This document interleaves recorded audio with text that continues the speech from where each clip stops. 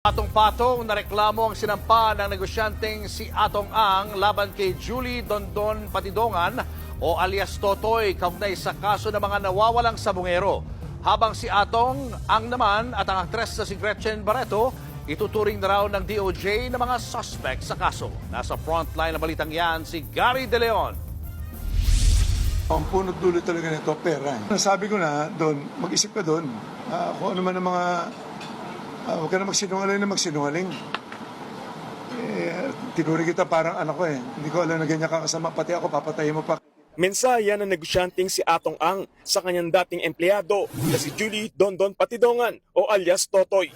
Sa panayam ng News 5 kay Totoy, diretsahan niyang pinangalanan si Ang bilang isa sa 3 mastermind sa pagkawala na mahigit 100 sabungero.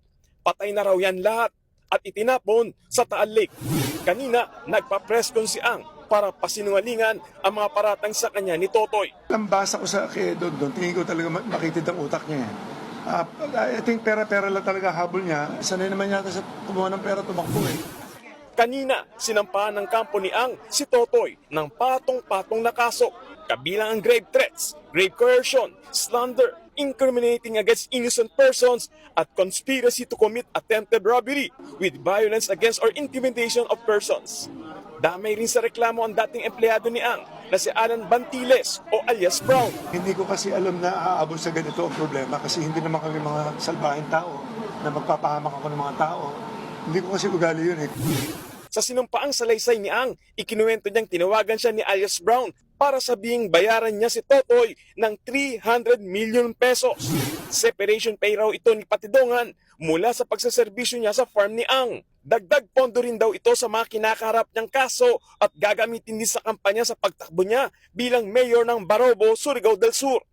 Kung hindi raw magbibigay si Ang ng 300 million pesos, idadamay raw siya ni Totoy sa kaso ng mga nawawalang sabungero. Pag hindi mo tinulungan, ang dami sinasabi na kung ano eh. So kailangan sabayan mo na kung ano sinasabi niya. Mapapatunayan ko sa inyo yan in the future. Depende sa kaso kasi, na talagang sila ang nakikiusap talaga na nag-extort talaga. Namura ko si Brown dahil hinihingan ako ng 300 million para ibigay daw, para wag daw ko idamay doon sa kaso nila. Pagdating ng Hunyo, nakatanggap ng impormasyon si Ang na lumapit na nga sa PNP-CIDG si Totoy at nagsumite ng sworn statement. Idinawit niya nga si Ang at 3 anak nito sa kaso ng missing sabungeros. Idinamay rin daw ang pati ang celebrity malapit kay Ang na si Gretchen Barreto. Sabi ko, anong kasalanan namin? Bakit mo kami sasama?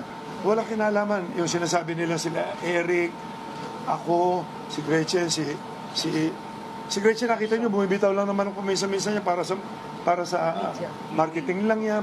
Paano naman makakasama sa mga ganyang kalokohan niya? Ayon naman sa Department of Justice, kasama sina Ang at Barreto sa paiimbestigahan. Kasama sila sa itinuturing ng suspect sa kaso. There are 20 people in the Alpha List.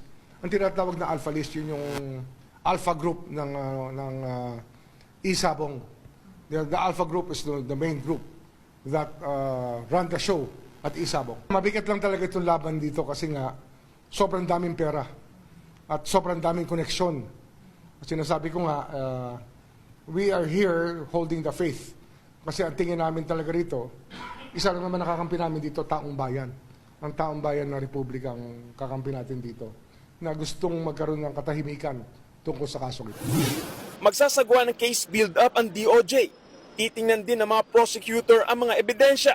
Handa rin daw makipagtulungan ang National Bureau of Investigation. Sa huli, ito ang mensahe ni Atong Ang sa pamilya ng mga nawawalan sabungero.